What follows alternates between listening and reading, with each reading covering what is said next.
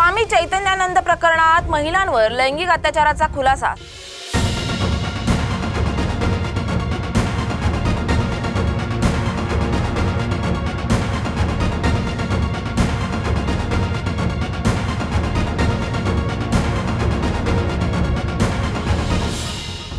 दिल्लीतील वसंतकुंज येथील खासगी व्यवस्थापन संस्थेतील स्वामी चैतन्यानंद सरस्वतीवर महिलांवर लैंगिक अत्याचार केल्याचे गंभीर आरोप समोर आलेत।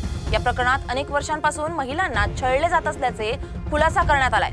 दिल्लीतील Shri Sharda institute of Indian management मध्ये 50 महिलांच्या मोबाईलवर मिळालेल्या व्हॉट्सअप मेसेजने या प्रकरणातील घटक समोर आणले आहेत। स्वामी चैतन्यानंद सरस्वती यांनी महिलांना माझ्या खोलीत या, मी तुम्हाला विदेशात घेऊन जाईन, काही पैसे लागणार नाहीत असे संदेश पाठवले।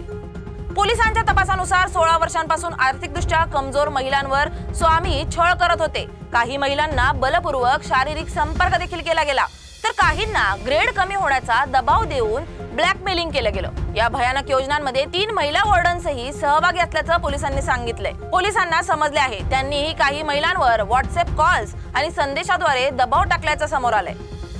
स्वामी चैतन्यानंद सध्या लंडन मध्ये असल्याचं पोलिसांनी सांगितले, परंतु शेवटचा तपास त्याचा आग्रा येथे झाला होता। यापूर्वी 2009 आणि 2016 मध्ये त्यांच्यावर लैंगिक छळाच्या प्रकरणांमध्ये कारवाई झाली होती, पण पूर्ण तपास झालेला नाही।